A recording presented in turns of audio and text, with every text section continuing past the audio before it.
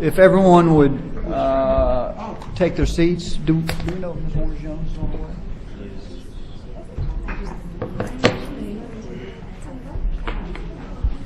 We will get started. I want to welcome everybody. I want to start by calling the meeting of the Louisiana State Board of Elementary and Secondary Education to order, and we'll begin with a roll call, please. Yes, sir. Dr. Beebe? Here. Dr. Beebe is present. Dr. Bofi is absent. Ms. Bradford? Here. Ms. Bradford is present. Mr. Garvey? Here. Mr. Garvey is present. Mr. Gio? Present. Mr. Gio is present. Ms. Harris? Here. Ms. Harris is present. Ms. Hill is absent. I'm here. No. Oh, I'm sorry. Snuck in on me.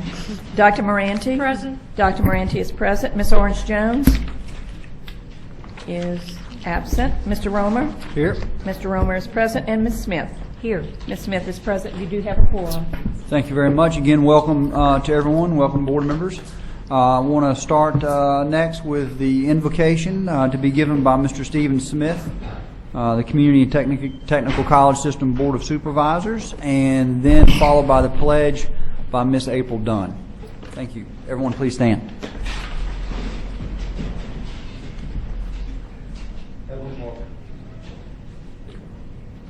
This is good. Heavenly Father, we pray that you will give us your gift of knowledge, that we might always make the best decisions for the good of all the school children in Louisiana. We pray that you give us the wisdom to know and define our tasks, the strength to build and refine our educational goals, and the courage to persevere as necessary. We ask for your direction that we might make unselfish decisions for those we serve. We pray that all who are assembled here have a safe journey home. We thank you for all your past and future blessings. Amen. Amen.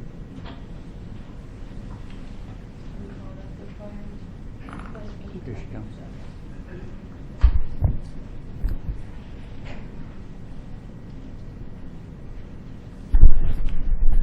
I pledge allegiance to the flag of the United States of America and to the republic which is stands one nation under God, indivisible, with liberty and justice for all. I want to thank both of you for doing so. I know you get surprised when we ask someone to do it, so I appreciate you both serving in that capacity this morning. Next item, I believe, is approval of the agenda. There's a motion by Mr. Gio, second by Ms. Bradford, approval of the agenda. Any discussion? Any objection? Hearing none, so moved. Next item. Approval of the minutes of June 17th, 2015. Motion by Mr. Gio, second by Ms. Smith. Any comment? Any objection? Hearing none, so moved. Next item. Item 4, report by the State Superintendent of Education. Members, just very briefly, this is, as you'll recall, the 6th school year that I've been privileged to have worked in some capacity for the board. And I would suggest that of the 6, this is the smoothest start of school that we've had and statewide. And I will share that an explanation for a couple of reasons. Number one, probably not to your surprise, I think that the compromise that BESE and the legislature and the governor worked on over the last 3 or 4 months has led to a sense of calm and a sense that people are trying to do the right thing and allowing teachers to do their job the best they can. I think that has a positive effect beyond probably just the policy effect. I think it has an effect. People feel like on the ground like we're looking out for them, and I think that that's created a positive sense of what the state is trying to accomplish. I would also say that while this is the first year of it, it shouldn't go overlooked that the Compass policies that you've passed in the last 9 months, I think, are a long overdue reconciliation of that policy. When I came in, it was around the year that BESE passed policies that were, I think, strong on accountability, but somewhat counterintuitive to educators. And those included policies like the overriding of a principal's judgment based on a value-added score, and not using multiple measures, but using just 1 or 2 measures in assessing a teacher's performance. those things, I think, had their time and had their place, but I think it made the Compass system a more challenging one for educators to understand. I think it also put principals not in the driver's seat of the system, but kind of as a observer of the system, which I think is not really where they should be. And I know that there are many former and one current principal on this board, so you could speak to it quite knowledgeably. But the policies that you passed basically ended the override of value added and replaced it by saying principals should use their judgment based on a number of factors, but we are going to hold principals very accountable. And that means the principals have to set objectives based on their school performance score for this year. That process is going to take years to sink in also, but I'm pleased to tell you that nearly 3,000 educators over the last 3 months have participated in trainings on that system, and that the value-added override is over. The principals can use value-added, can use their teachers' goals, and can use their observations to establish a rating. And we're going to be very transparent in the ratings that they produce, and we're going to hold principals accountable for achieving their own objectives, but that we're going to trust principals' judgment. Now, you did not change as a board, it was not part of the recommendations of the Act 240 subcommittee, to change the minimum requirements for observation, meaning that there are still 2 observations required for educators. One of them must be pre-announced and must involve a conference afterward. That's a minimum standard. I'll tell you, you talk to the teachers at any strong school, and I'm sure that Ms. Harris could speak to this. They don't think about their relationship with their principal in terms of 1 pre and post conference per year. That's an old school construct, but as a minimum, it remained the same. It also is true that information from both observations has to be placed into the information system in Compass, and or whatever system that the local district uses. And I think it's fair to say that over time we should migrate away from one big state information system, and we should allow districts to report the information as they see fit. The only thing I think that the state really should stay strong on is we want principals to set goals, and we're going to be transparent with the outcomes of how they rate their teachers. I think this system is evolving in the right direction. I think you've been very judicious. I hope that the feeling is the department has as well. I think our school boards have really worked with us on this, our superintendents also, and our principals also over the last 3 or 4 months. It's been very favorably received. There will be kinks to work out, but it's a very positive transition that I think is building back trust, ambition, good feeling, and not abandoning accountability in the process. So thank you for doing it. Thank you, Mr. Chairman. Thank you, Superintendent. Certainly would welcome any comment. Ms. Smith? Thank you, and thank you for that, Superintendent. So just to be clear, there still will be 2 observations, but can one of those observations be considered, one will be formal with the pre and post conference. Will the second observation require another pre and post conference, or is it your belief that one pre and post is enough? Here's, I brought the language because I've received some questions Okay. on this, and so I brought the language just to read for you so that you can have a good sense of what it says. It says, for teachers, at least one observation must be announced and include a pre and post conference. Additional observation activities may be used to gather evidence that collectively represents a minimum of 1 additional observation, meaning they should do at least 1 other observation, but that could be a series of pop-ins. It could be whatever schedule that principal arrives at with the educator, and it doesn't have to involve an announcement or a post-conference and so on. Now, I think the thing that we see in strong schools, and I know that there's been really good work put in St. Martin and Caddo, for example, on this work from our network teams, is that the key is transparency with the teachers. I think when principals establish an expectation, teachers will follow.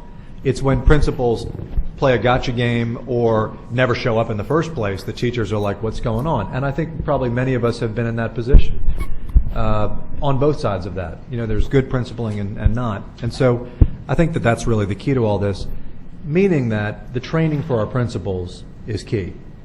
And I will say, I should have said this also, you have provided school systems allocations to participate in our principal fellowship. We have 150 principals which are now participating as fellows in our first ever principal academy. And secondly, we've expanded the TAP system to many more schools. And I know Ms. Harris was a Millikan finalist and is a TAP certified expert herself. I'm really excited about these 2 initiatives because they're going to help our principals build the capacity that they need. And some of them weren't trained in these kinds of systems, and they need to be. So I'm very excited about both sides of this. Dr. Beebe? Thank you, Mr. Romer. Superintendent White, I remember vividly on January 5th of this year, the Accountability Commission met, subcommittee, and there was a discussion of the of Compass and the two observations, formal, informal. And like I said, I distinctly remember, because I spoke to the concerns that principals have communicated to me. It's a cumbersome process if you do it the right way. I mean, yes, you can go in like with any instrument, you can just put something on paper, but if you take your time, you compare your observation to the rubric, all that takes time. So I said, while I support the observations, the concern is that research says, and in fact you alluded to that some districts are doing, they're working with principals. We did a book study, The Leverage, which talks about the need for principals to spend more time with the teachers once the observation is done, having the face-to-face meeting and so forth. And so that's what I hear, not only from principals within St. Martin Parish, but those principals across the state who communicate and reach out to me. The concern is the time it takes to do the observation. And yes, some people bring in iPads, and it may not be as cumbersome, but for the most part, those who are really focused on that rubric, it takes time. So getting back to January 5th, I spoke to my experience of evaluating principals. And so the committee at that time approved the recommendation that we would just require the one formal observation. And, I guess when it got to the BESE level, I didn't think to question it, because we did approve the recommendations of the Accountability Committee.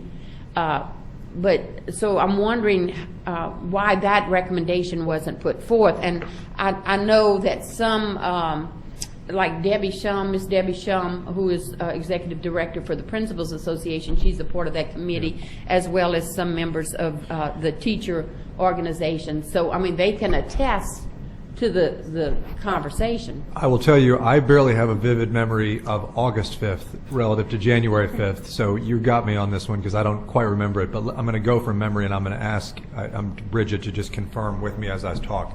My recollection is that we didn't approve that recommendation at the subcommittee. Is that right? And that we did approve a task force that would meet with the Principals Association, a working group with the Principals Association that would work on this issue and bring back further recommendations at that time. And I think that was because this is an issue where there hasn't been much agreement on the number of observations. In other words, some camps have said we want to take down the minimum number of observations, and I, by the way, have tended to be in that camp. Others have said, however, if you do that, then you risk not giving teachers a fair shake, because there are truly, whether we like it or not, some principals who would see that as an instruction to never show up in the classroom. So I think what we agreed to do is to convene a subcommittee or a working group, and Bridget, you have to tell me if this is right, with Ms. Shum as a critical component of the Association of Principals, and then to bring back to the Act 240 subcommittee and BESE the recommendations of that group. Is that right? Okay, that's what I recall. Oh, okay, but that's not my, and I'm not. Okay, we'll wait to find out. We'll do a follow-up. Yeah. But what I also want to point out, at that meeting, there was a discussion of the range, effective, proficient, highly effective. Those were the two groups that would not, principals would not be required to do the formal and informal. Yeah. There was some discretion there, but those who were in the emerging or ineffective range, well, then we would continue with the formal and the informal. And I strongly believe that we need to go back to revisit, and I hope this subcommittee would consider what the research says, that it's more effective to allow principals to do the formal. Because I'm going to just say what's happening in my district. I present it to them, present it to principals, the directive from BESE that we're to continue with the formal and informal, or there was also conversations where you could do the minimum, like 4 informals, and that could be input into the system. But they said if they had to input the second one in the system, they would rather just do the formal and informal because it's still a cumbersome process. Yeah. It seems like an issue best addressed by this very principles-focused working group, which Ms. Shum is, I believe, convening and which we'll keep you abreast of. And if you'd like to be involved, Dr. Beebe, I think you should be. It seems like you've got a lot of thoughts on this. I do as well. I'm looking forward to getting this issue resolved. I don't think the policy right now is perfect. It's too uniform across the board. So let's work on it. I agree. And I will say, and I think many people would agree, within 5 to 10 minutes, you know if a teacher is prepared. Now, it takes the full gamut of time to ensure that all the competencies are being met. Yeah. But, so I just want it to be user-friendly for principals. I want, we know those teachers that need more support and assistance. And I think we could have a win-win situation if we took that into consideration. I agree with you, yeah. Thank you. Ms. Smith. I agree with that too, but I do think this, right now, do the principals have the flexibility if, let's say on the formal observation, they feel like that there may be a chance that a teacher's going to need intensive assistance, then they'll want to do another, they will maybe want to do another formal rather than just walkthroughs. Yes. For documentation, if nothing else.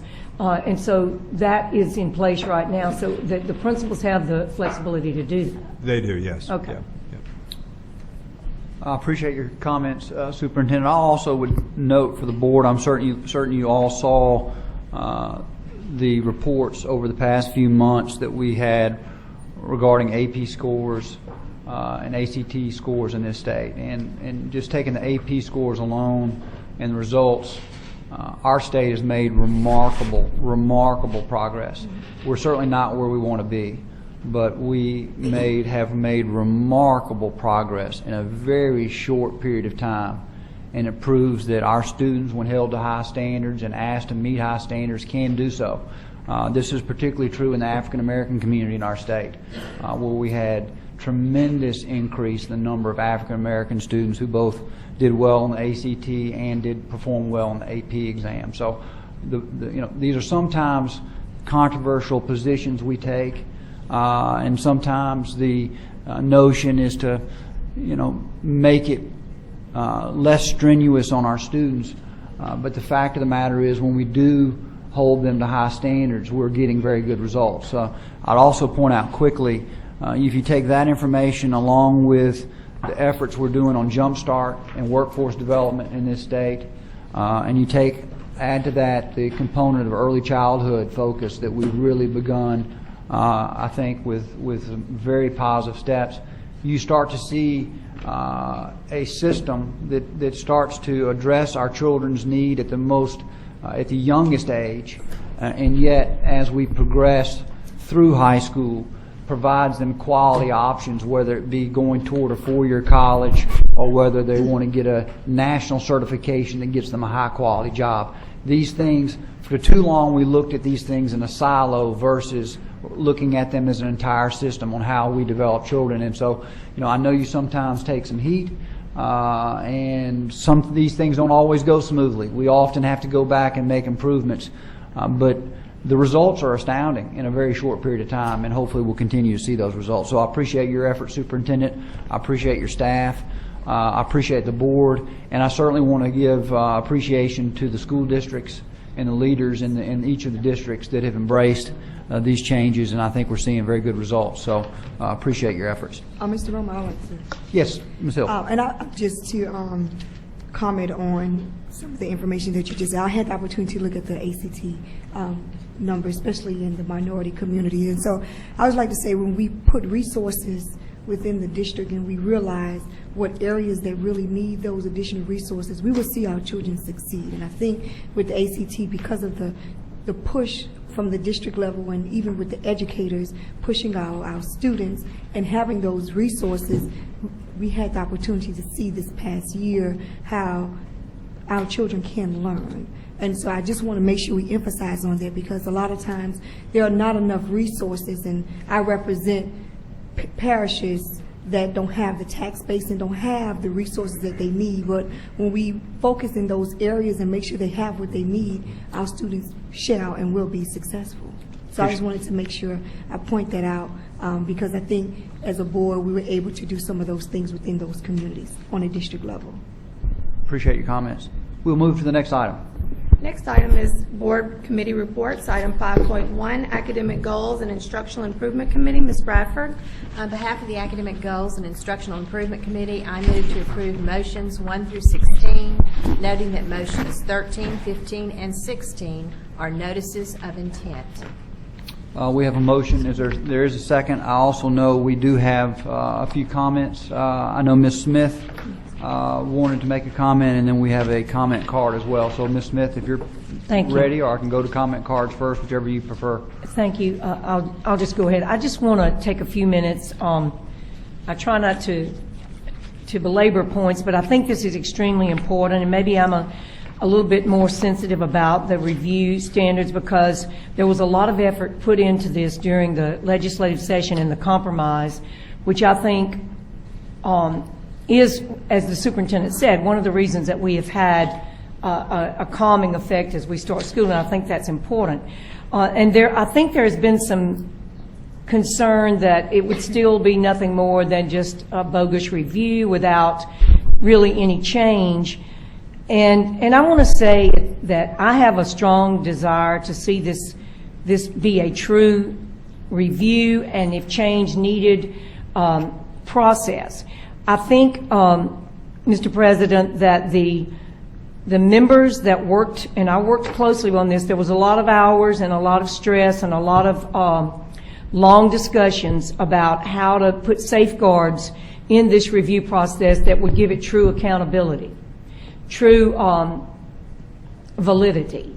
And so we're at the first quarter of this, and I'm very pleased. Now, I know that there were some challenges in that it might be to some extent difficult for some to understand all of the lingo, the jargon, the educational concerns, but there still was a full-out opportunity for people to express and comment in an open-ended way if they chose to do that. The point that I'm trying to make is this. There is no incentive for this panel not to do a good job. The incentive has built-in safeguards for them to do an adequate and appropriate and transparent and pure review of the standards. That's the goal, that's their mission, and that's the purpose. And the legislators that I've worked with and I've talked to over the last few weeks, and even as early as a couple of days ago, are pleased with the way this process is set up. They know that if for some reason that it ends up being less than what it's supposed to be, then the built-in safeguard is that the new legislature and the governor not only have oversight but veto power, and the review panel will then be basically probably lose that position that they're working on, and something else would be put in their place. So rather than an incentive to not do a good review, I think the safeguards put an incentive for the panel to do an excellent review. That's what we want. That's what I want. We want more than just a review. When change is needed, we want change, but we want it to be meaningful change, and we want it to be change that is doable and reflective in what the teachers and parents express. I think we did sort of move through the process yesterday, and I thought that was an extremely important point that we overlooked. And as we got emails from our constituents that may not have been in attendance yesterday and questioned part of what we voted on yesterday was to change the meeting date. That's going to be in the northern part, in my end of the world, in Bossier Shreveport area, on the on the K-2 content review. That's going to be a very important review process that's going to be in the northern end of the state in that congressional district. It's not going to conflict with the BESE meeting. That's the vote we made yesterday. So I just want to clarify that. I think there was some that thought we were going to set up the review process to interfere with BESE. That's the point of the motion and what we're voting on today. So I just wanted to clarify once again, we're trying to do everything we can to make this an open process and make it pure. So when there's not going to be a conflict, that's what we're voting on today. And I just thought that it was important that we make that clear. Mr. President and Mr. Superintendent and members of the board, I know that at this point, this leaves our hands and it goes to those capable educators that are on there. We can't control every variable that happens, but I want to repeat this, I have confidence in the educators in our state that they are going to review this, look at the 30,000 comments that have already been made, 30,000, and it's still open for comments. It will continue to be open for comments. I believe they're going to take it seriously, and I just think that's our most important mission that we're doing right now. And I just think a little bit more attention needed to be given to that today, so I thank you for letting me have these comments. Thank you, Ms. Smith. Dr. Beebe. And I pretty much echo the sentiments of Ms. Smith. I do want to report out, though, that I did meet with several people, and they were concerned that they had some issues with accessing the site, but then, of course, it was clarified by Superintendent White yesterday and staff that comments will continue to be accepted.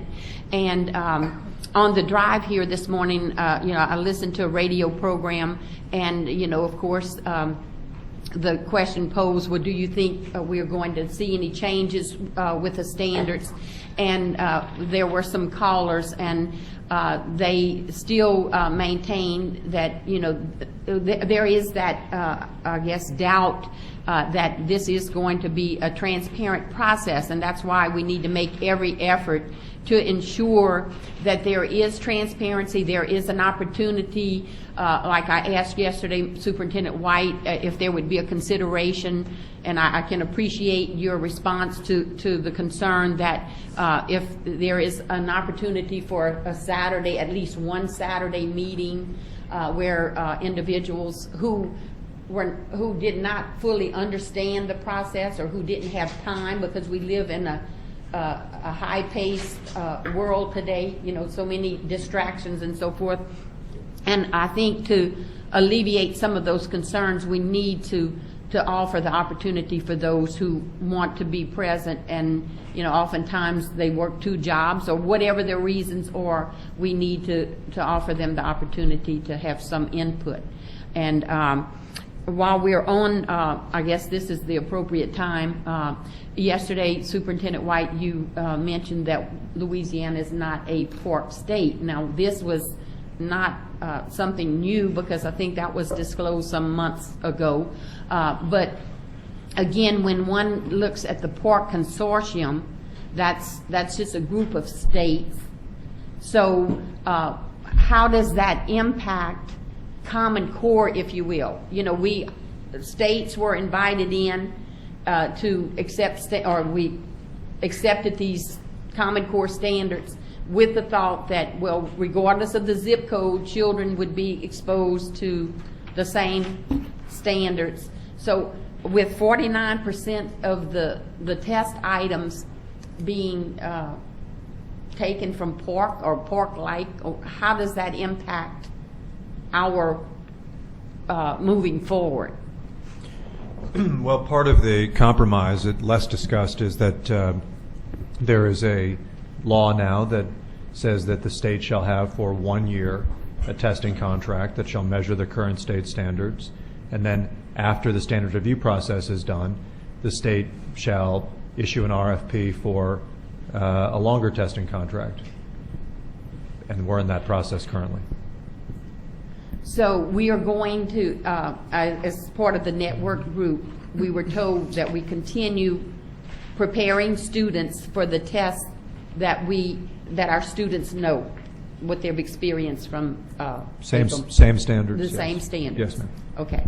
But again, how do we achieve the objective when the Common Core debate, if you will, if we are not a part of the POR consortium and we're, I don't understand, I guess the question is, let me see how I can word it. So we are moving away from Common Core in essence. We're doing the Louisiana review. Yes. And so that should indicate to parents that we're not going to be held hostage to federal involvement. And so you will give that reassurance that we have to decide a test. We will design a test that will measure, once these standards, our Louisiana developed standards, are initiated, then we will then secure the test that would be appropriate, that would appropriately address those standards. Exactly. Now, if there are no changes in the standards, then it would still result in what we've previously done, the same format. And why do we continue to say park-like if we're not in park? You've asked multiple questions, so I'll try to give multiple answers. I mean, I think we need to have this understanding. Sure. Well, actually, this why don't I just say this, Dr. conversation- Beebe? In any given year, the test will measure whatever the standards were for that Exactly. year. Yeah. So this year, we have the same standards we had last year. So the test is going to look very similar. Next year, as you suggested, I don't know, because as Ms. Smith said, this review process is really in the hands of these committees, not the department. But the test will reflect whatever the changes that BESE adopts are. So your reference to the 49% of the test items, that comment just deals with this year. Yes, ma'am. Moving forward, we are That's not going to correct. make mention of PORC, the PORC consortium. I don't know who's going to provide the test in years future. All I can tell you is what the law says for this year, which is that for this school year, the state shall solicit a test that measures this year's standards. Okay, but again, PORC is a group of states, correct? Yes. So again, why do we continuously reference PORC? It's not the test. Who's referencing PARC? Well, I mean, that's the conversation. We're having PORC-like items, and I think maybe where that comes from is the compromise law says that no more than 49.9% shall be from PARC. Now, look, do I think the timing is ideal on this? No. But that's the nature of compromise. It took us all a while, the legislature, BESE, the governor, to get to this point. A little later than educators would have liked, than families would have liked. I think we should all be honest about that. But the law says what it says for this year. The test is going to look just what the law suggests it should look like. And then in the next year, we'll have new standards, and we'll have a test based on those standards. okay. I have a question, so I can have, so when I speak to my constituent base. So 49.9%, in other words, my question is, the test that the students have taken last year will be similar to the test that they'll take this upcoming school year, which will be some of PARC-like questions. I think it has to be because the standards are the same. Okay, I just wanted to make sure so parents will understand that Yes. this upcoming school year, that it would not be a new test, it will be a new test, but the questions will still look like PARC/Common Core standards involvement within that testing, correct? I think this year it will look similar because the standards are the same. Okay. Now, it's a Louisiana-specific test, and we're going through the process, as Dr. Beebe mentioned, to review and develop Louisiana student standards. And as she suggested, there will likely be changes, and thus the test will likely change. Okay. And so the 49.9% that you just made reference to, that those questions that will be similar to PARC-like, they can't exceed 49.9% of the test. That's right. Okay. So in other words, I just want to make sure I have this correctly. The test that the students will be taking for the 2015 school year, which will be next spring, or 2016, I'm sorry, school year, will be similar to the test that they've taken for the 2015. I think it'll be academically similar, yes. Same standards. So which will be the same, okay? Thank you. Chairman? Oh, excuse me, Mr. Garvey. Yes, sir. A question for the superintendent regarding the other 50.1% of the questions. Where are those going to come from? And will Louisiana educators have input into those questions, the design of those questions? All of these are dependent on proposals that are being submitted by vendors. And one of the stipulations in the RFP is that Louisiana educators must have reviewed all items on the test. Very good. Did I see someone else? Just one thing. Yes, Ms. I'll Smith. be as quick as possible.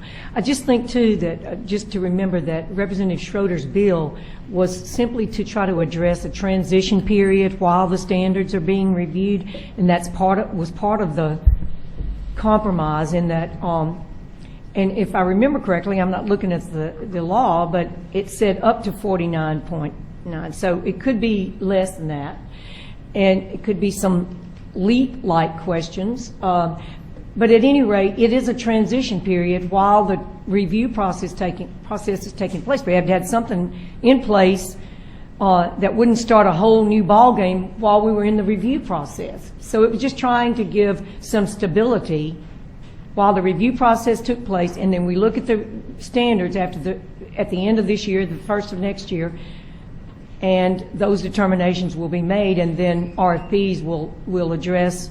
But then I will say this also: school systems still have the flexibility to decide what curriculum they want to use to address the standards.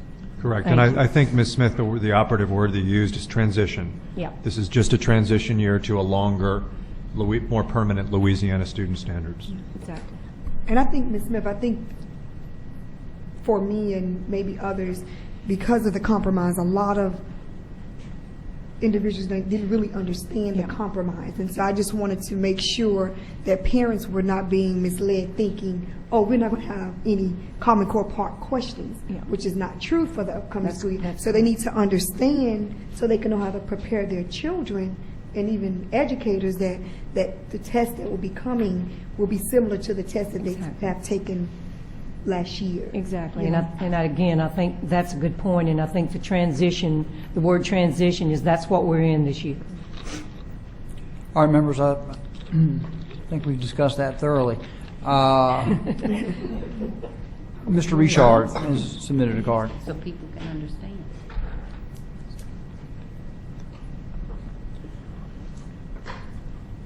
Thank you, Mr. President and BESE members. Good morning. Good morning. Good morning. Great discussion. Great discussion. I think Superintendent White hit the nail on the head when he referenced that this was not the ideal situation. It's not ideal timing to start a school year with such uncertainty. And I think the discussion on behalf of school boards across the state that school systems are opening school with a very smooth opening in many, many of our districts, it's due to the tremendous amount of quality, high-quality local leadership in every school district.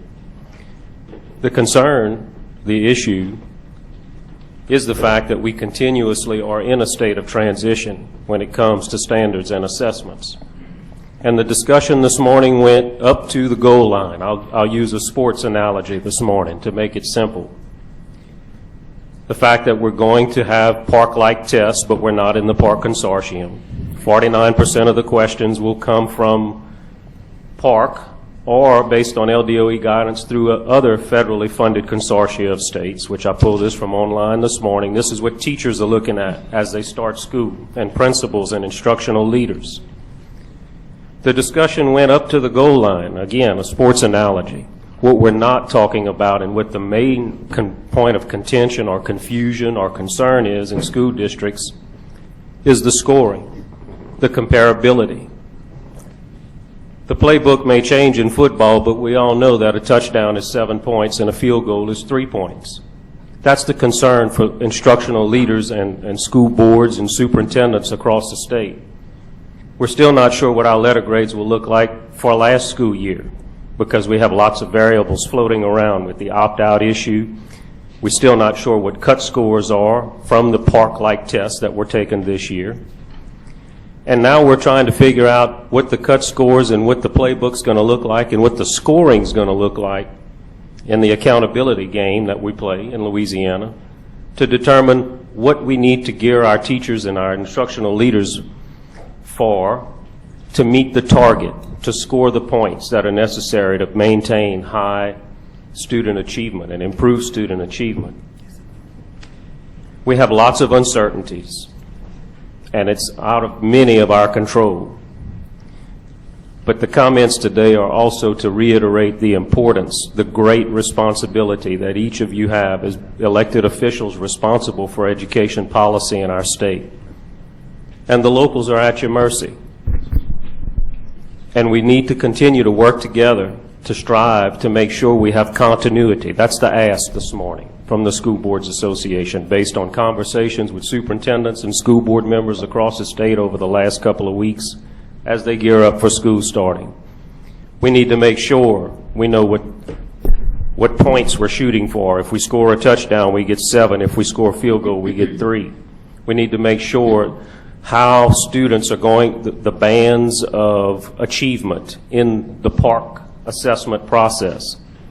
Are we going to base our scores and those achievement levels on PARC? If we're not in PARC for the current school year that we're in, how are we going to compare last year to this year? All those questions are circling around as superintendents and instructional leaders that are highly skilled, and I know I'm preaching to the choir to some of you on the board, because you know you're having to work with your teachers and your instructional leaders as we speak to prepare them in services to begin the new school year. And some of the questions can't be answered. And that's the point of coming to the table today. We need to strive towards continuity and consistency and make sure we know what the targets are and that they're fair and equitable and that everyone knows what to expect before the game starts. And we shouldn't change the scoring in the middle of the game. And those letter grades, believe it or not, mean a lot to every school and every district across the state. Thank you for your time this morning, and thank you for your public service. Thank you. Let me just make one comment in response. I think that we all know that there's been a lot of different viewpoints on standards, assessments, and curriculum over the last several years. I think Scott's comments acknowledged that those different viewpoints have taken time to work out across a system of 700,000 kids, but I really want to thank Scott for bringing the school boards to the table to support the compromise. I think we would all agree the timing of compromise is rarely perfect, and as his comments articulated, it's hard to get there, but he brought the school boards to the table to support the compromise, and they were a part of this too, and they deserve our thanks. Go ahead, Jim. Yes, Mr. Garvey, then Ms. Hill. Question for the superintendent. I'm a little concerned about an issue that was just brought up. It seems to sound like there's some concern that the teachers don't know what to teach because we have not finalized the questions on this year's test. Did I hear you right in saying that we do definitely have sample tests for the teachers to look at in order to use as a guide to design their lessons? And what was that test that you mentioned? Remember that we, in the early spring, sent an RFP to the Governor's Division of Administration for a test. The Governor's Division of Administration didn't approve that. They waited for the legislative compromise. That turns out to have been probably the right course of action. It took some time. So we're a little later than we typically would be in the cycle of approving a testing contract, which typically only happens, by the way, once every 5 to 10 years. So this doesn't happen often. The test is based on the standards. The standards are the same this year as they were last year. Thus, what teachers should teach is the same thing this year as was taught last year. We are giving them the best guidance we possibly can without knowing which vendor will provide this year's test.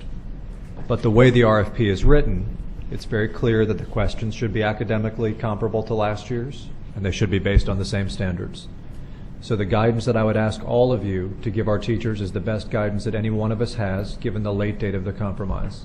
And that is, teach what you taught last year, expect the questions to be academically similar. In Eagle, which many of you know and have used over the years, we have uploaded hundreds of questions that allow teachers a view of what we anticipate the test to look like. We've also encouraged them, because of the way the law and the RFP are written, to look at the PARC constructed response or writing items for use because they measure the same standards as last year. And I think that that will prepare our teachers and our kids quite well. Finally, let me remind you that though Mr. Richard is right, we're in a time of transition. You planned for a long-term transition by passing 3 years of transition policies 2 years ago. You anticipated the transition. You said that letter grades will be done on a curve, and there's been essentially only an upward increase in letter grades over the last couple of years, not a downward increase. You said that teachers won't be required to be evaluated based on value-added targets. You said that kids won't be held back because of the state tests.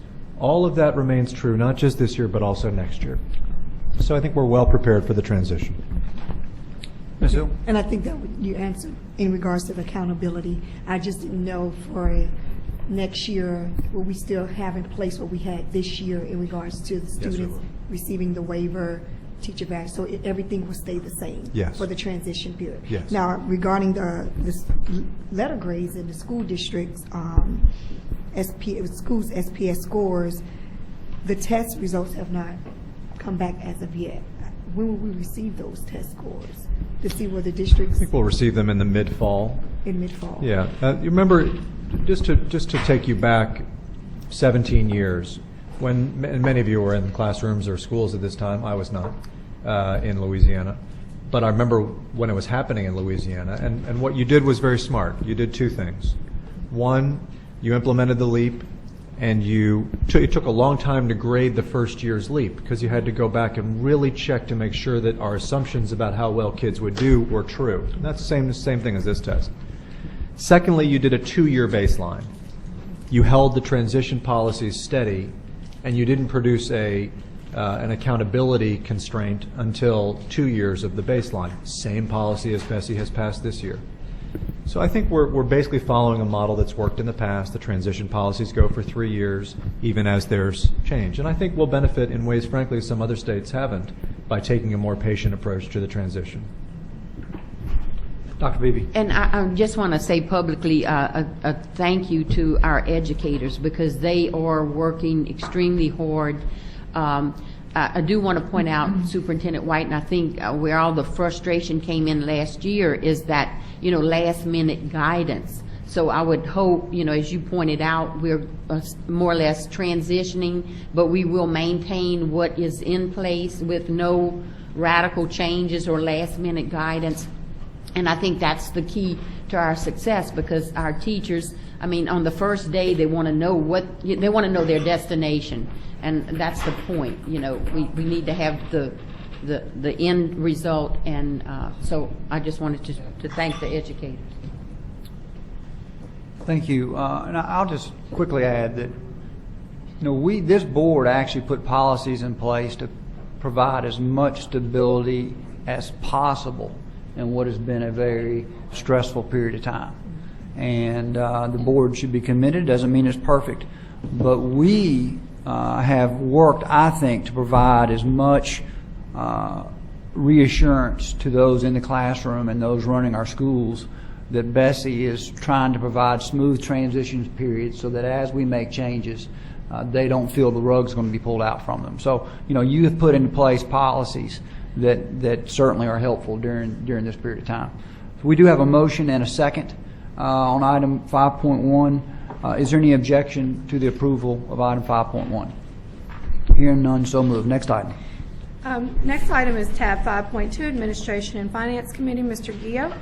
On behalf of the Administration and Finance Committee, I move to approve motions 1 through 29, pulling motion 29. There's a motion and there is a second. And we'll go to the pulled item first. Mr. Gill, did you pull that or was that a comment card? I believe it was a comment card. Okay, thank you. Once you do 1 through 28, and we'll get that. Let's approve items. There's a motion to approve items 1 through 28 and there's a second. Is there any objection to approving items 1 through 28? Hearing none, so moved. I will go to comment cards. Franklin Indem. And then it will be Scott Richard.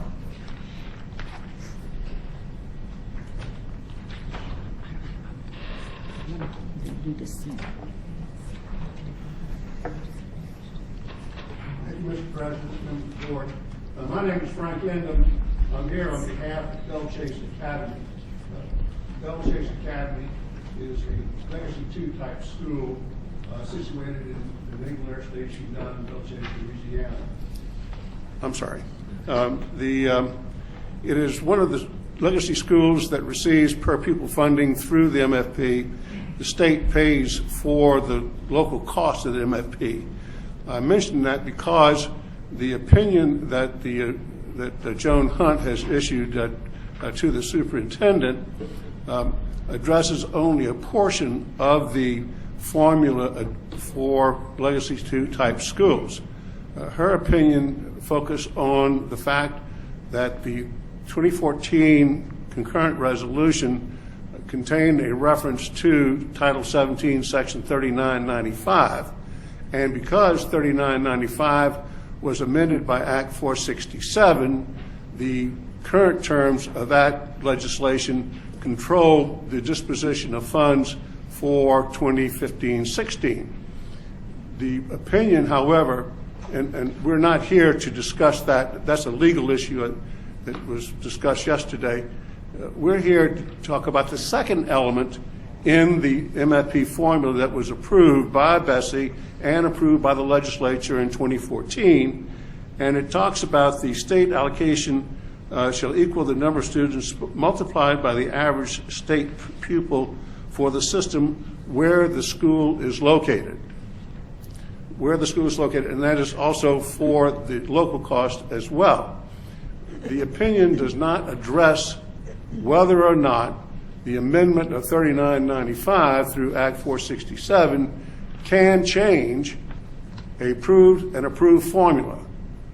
We submit, and the Supreme Court has recognized in the voucher case, that there cannot be an amendment of an approved formula. Once BESE has approved it, once the legislature has approved it, then the legislature cannot come back and make an amendment of the MFP.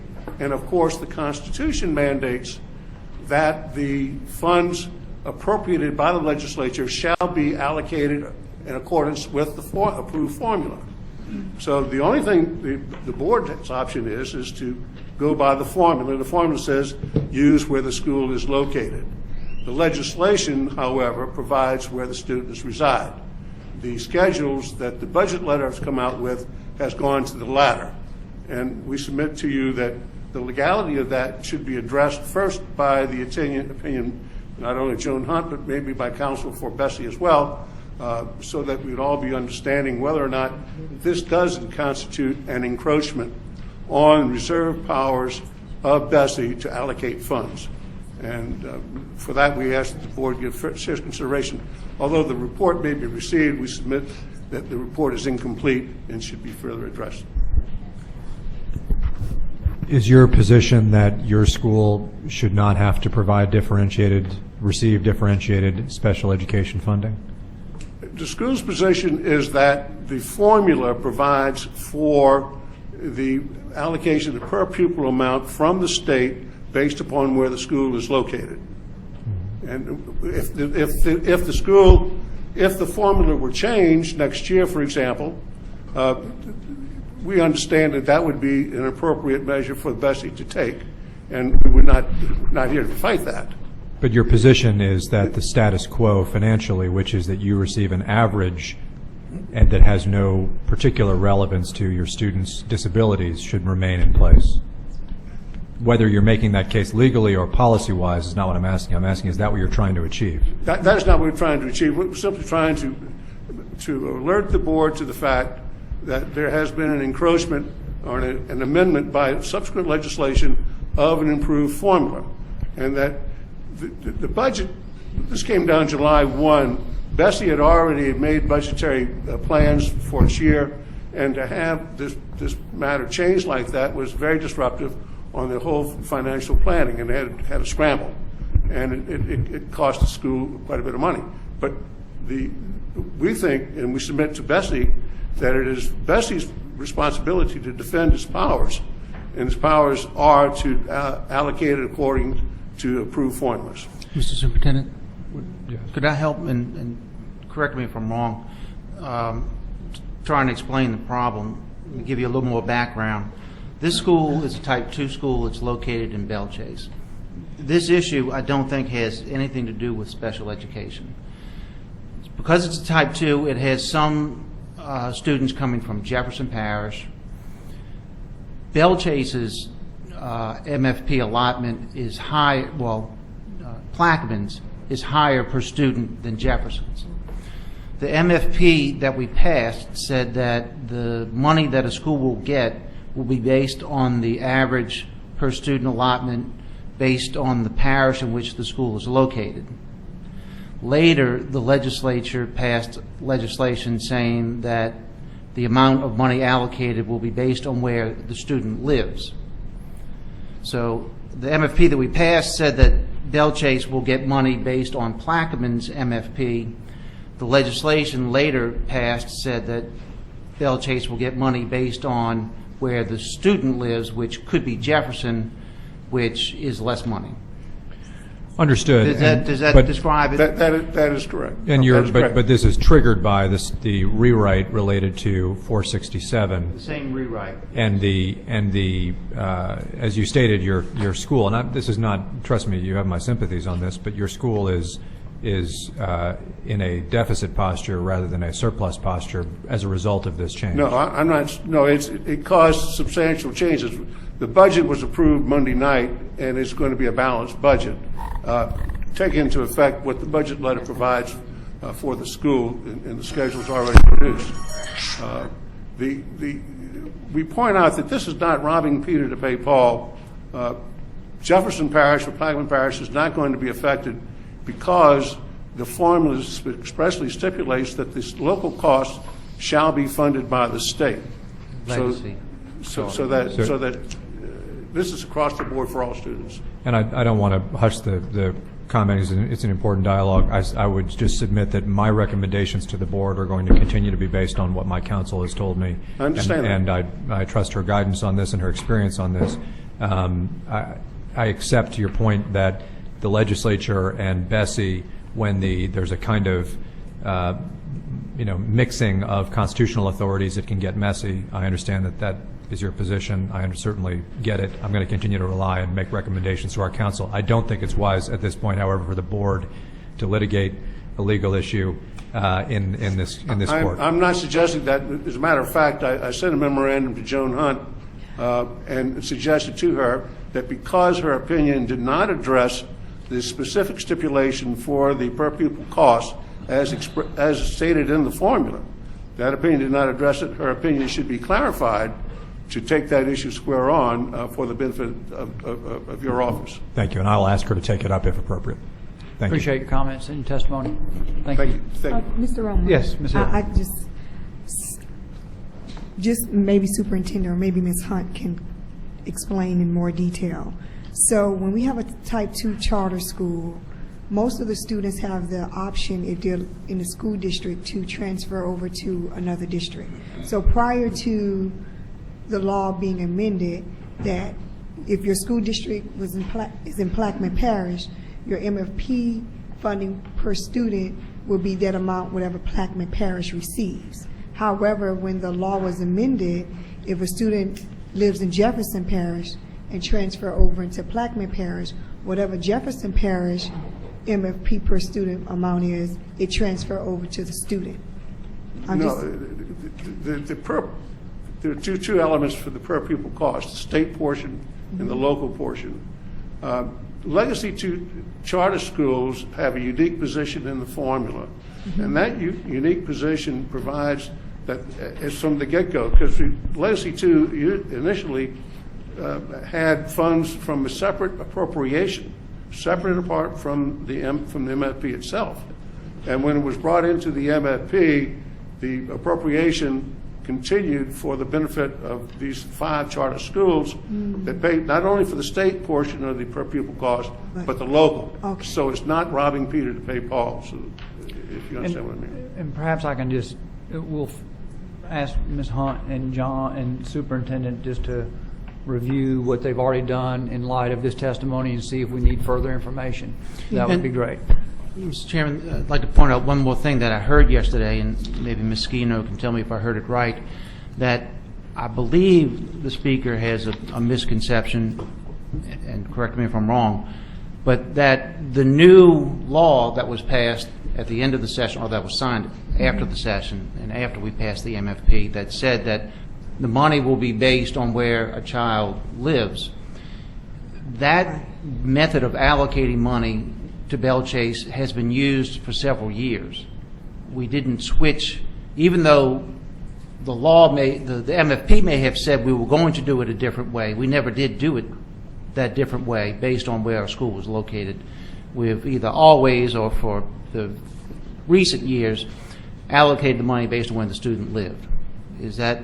No, last year. That's what I was told yesterday. That might be wrong, but let's look at that issue. My understanding that because the formulas were kicked out, they reverted back a couple of years where the BESE did change it for type 2 charters, but that formula was invalidated, and the preceding formula is the one that perpetuated it, is my recollection. But let's just keep that issue in mind when we're talking about all of these issues, that might be true.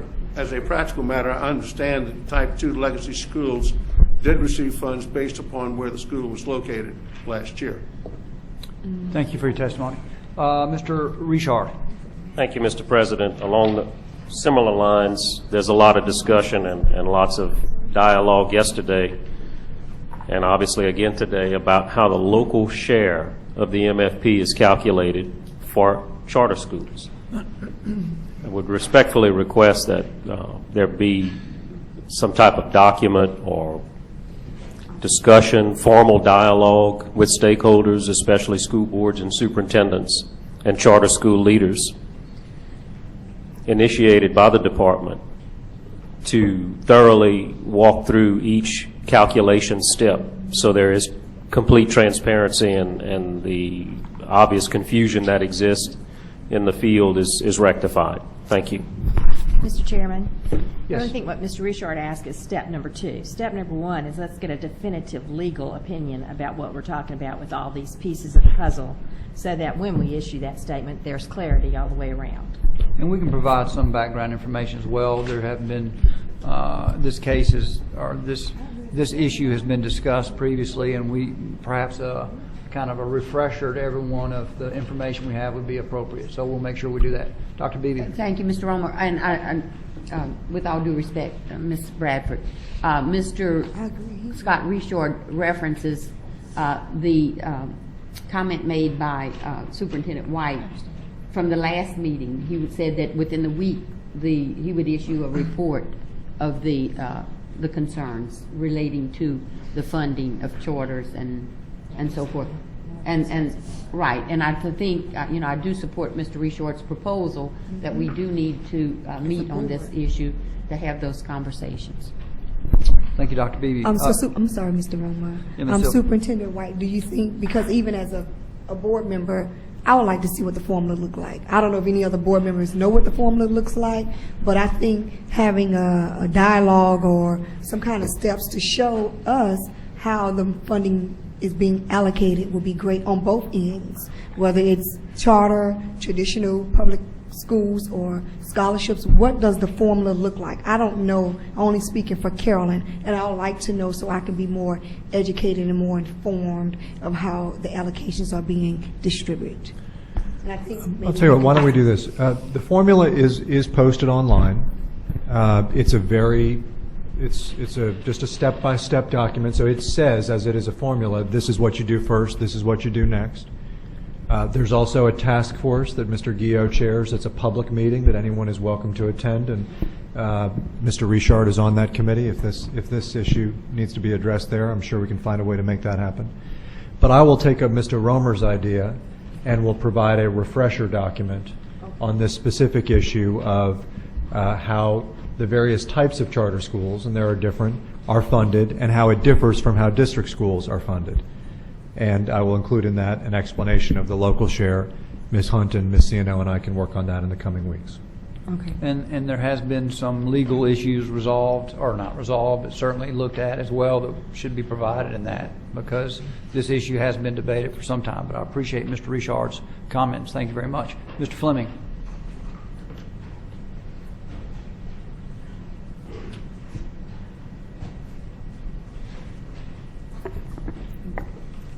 we have debated this for some time, and the crux of what I heard was presented, I think, is the foundation of the confusion.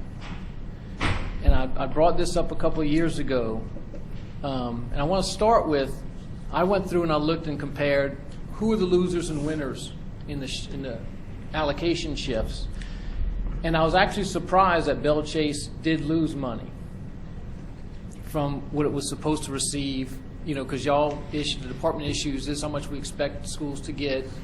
And then I went and I compared and said, who got it? Well, Belle Chase, I just want to give you, because I went to Sean Fleming, Developmental Disabilities Council as usual, right? I used to be the autism coordinator for the state. And so I'm very familiar with where kids with autism are tracked statewide. Before Orleans Parish was all charter, Belle Chase started 10 years ago, something like that. They have always served a disproportionately high percentage of kids with autism. In fact, when you look at Orleans Parish, they're serving such a high rate that you can say, oh, well, charter schools are serving kids with autism, but really what I would always say is Belle Chase Academy is serving a lot of kids with autism and really devoted their energy to do such in an inclusive way, et cetera. I mean, I've worked with a number of people there. So I was surprised when their numbers went down. Now, the issue he's bringing up, though, is what is in the MFP? And is the MFP really driving what schools get? And the Constitution says that y'all pass the MFP and the legislature approves it, cannot change it, cannot alter it. And so it's always confused me. For 3-4 years we've had this discussion. Then how are y'all saying a law is then manipulating the MFP allocations? In my opinion, it seems to violate the constitutional expectation that y'all pass the MFP, and it should be fairly clear, as convoluted as the MFP is, for sure, with all its levels, we should know at that point which schools get which money based on that formula. But they're not, because that's the money going in the front end, and then we have a statute, which is a different legislative instrument, that is saying this how much gets taken away from schools on the back end or given to charter schools or whatever. And it's like, if we're assuming charter schools are public schools, what I've been arguing the whole time is then let's provide equity and make the formula perfectly transparent across all these school system structures. Why do we have different formula? And how is it constitutionally allowed? And that's the crux of his question, I think. How is it constitutionally allowed that y'all passed an MFP and yet a different legislative instrument is going to change those allocations and it's caused years of confusion? That is the question. Because in my opinion, we should just, after I keep requesting, is can we just use the same formula? Now, to his point, and I went and looked at the numbers, and legacy, when Senator Clayton was framing the bill, and there was a question there, and one of his staff put in there and said, well, we should put it where the kid comes from because that's the amount associated with that kid, because the state and local shares differ depending on where the kid comes from. And so Senator Claire said, so shouldn't it be from where the kid resides? I said, well, with most charter schools, that's how it's done, that I could tell. Now, I just looked, and I do believe he's correct with legacy schools is a completely different formula in and of itself. It's all state dollars, and it's derived from a different formula. And so perhaps that's, because some of your schools from Jefferson, some of your students are from Jefferson and not Orleans, and that interplayed with how that's come out. As I spoke with Mr. Garvey, and is in our letter to the, this board from Sam Beach, that I can no longer see how these allocations are derived, because the tables that used to be provided to show us where it is are no longer available. They do not have the separate school structures where you can see that this is where these students are coming from, so this is how much the school should get. Now, legacy type 2 schools are a completely different ball game. They have their own little table because they just pull a straight amount, I guess, from where that school used to reside. May I ask you to wrap it up? Yeah, I'm done. Thank you, Okay, sir. thank you. Let me, first of all, I appreciate everyone's testimony around the issue. Certainly, no one wants there to be confusion in the MFP, although it is a confusing document inherently, I suppose. So your testimony does not fall on deaf ears with this board, that we need to continue to make sure we're vigorous in understanding the relationship between the formula and how the money actually ends up going out the back door, I believe is your point. I will make a second point, though, that's important, because our constitutional authority has been brought up here, and I would note that this board has been very vigorous in protecting its constitutional authority. And we certainly will look at all these issues, and if appropriate, we'll make sure that is protected. We've probably done that more than any board in the history of this state, quite frankly. So it's not something we do lightly, and not something we want to do, but we will certainly review it. And then I would make a final point that, we had proposed at one point, not officially as a board, that we actually go to a formula where the money actually follows the child, period. It takes away a lot of the confusion. And I will note that we were met with a great deal of resistance from a number of different parties. And the reality is, when you do that, every time you change the formula, there's winners and losers. And you've said that many times sitting at this desk. And so it makes perfect sense that you'd have a formula that says, based on this child, this is how much money that child should get, and that money should go where that child goes to school. We've not gotten support for that in the past. Now, again, this all goes to a larger question, which we are going to be looking at the MFP formula again through the task force, and then we're going to do a longer-term study of the MFP, which is going to take a year. And so the next board, and I'm certain some of these board members will be here, but the next board will again have a very thorough review of the overall MFP and the comings and goings of how it works. So again, I appreciate the testimony. We will follow up on each of your issues, and if there's some actions that we need to take, we certainly will. Appreciate your comments. That concludes comments. We have a motion and a second. We need a motion for 29 Oh, a motion for 29? to receive it. I so move. There's a motion by Mr. Gio, second by Ms. Bradford. Any further comment? Any objection? Hearing none, so moved. Next item. Next item, 5.3, 8G public hearing. Mr. Gio. I move that the board receive the minutes of the 8G public hearing from yesterday's meeting. There's a motion by Mr. Gio. It was seconded by Ms. Orange-Jones. Any questions? Any objection? Hearing none, so moved. Next item. Next item, 5.4, Committee of the Whole, RSD Matters Only, Administration and Finance Committee. Mr. Garvey. Yes, on behalf of the Committee of the Whole and Finance Committee, Administration and Finance Committee, I move to approve motions 1 through 6. There's a motion to approve items 1 through 6. The second by Ms. Harris. And any questions?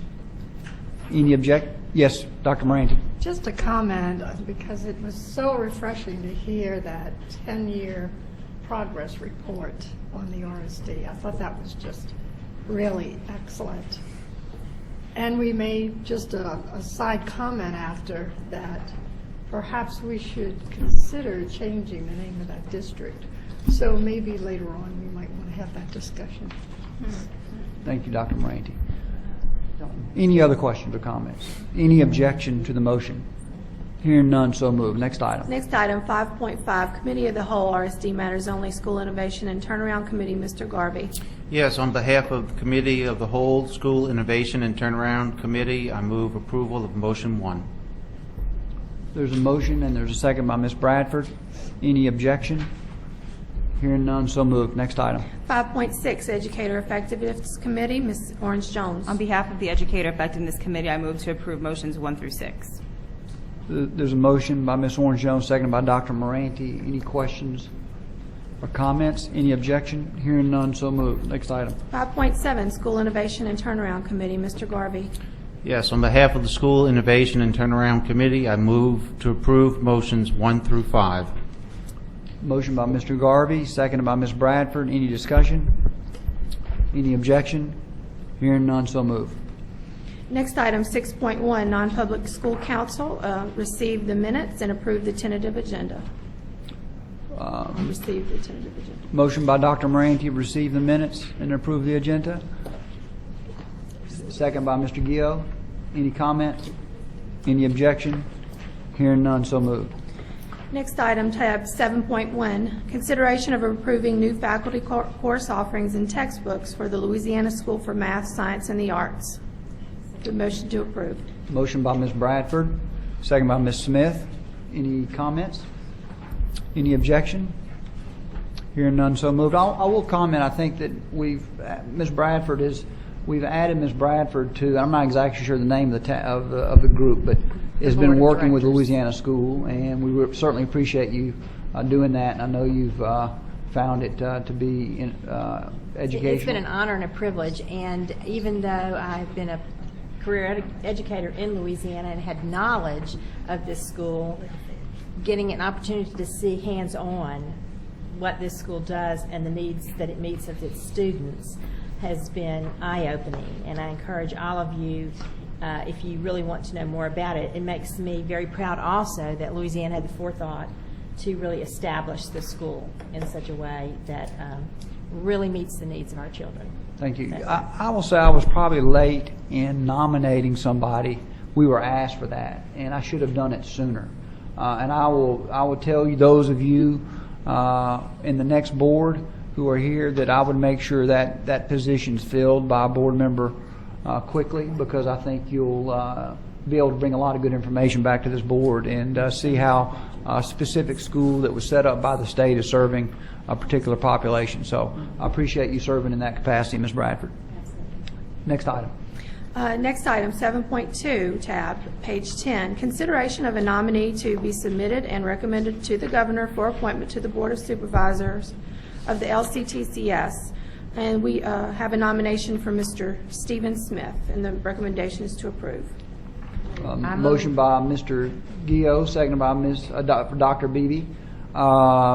Mr. Smith, just so you'll know, he was here previously this morning. I met with him. He had another meeting. He seems he's an excellent addition to this group, and certainly think he'll make a fine board member. So is there any other discussion on this item? Any objection to his nomination? Hearing none, so moved. That concludes the agenda. Thanks each of you. A motion. Do you need Ms. Orange Jones? You want to be recognized? Thank you, Mr. Chairman. I just wanted to mention to the board what all of us, I assume we know, which is in New Orleans, we are coming up on the 10th anniversary of Hurricane Katrina, which will be later on this month. This entire month has been for our city a time of reflection, celebration, looking forward. And I think in particular for the education community, it really has been an opportunity to really pause and celebrate both the progress and really look towards what's next.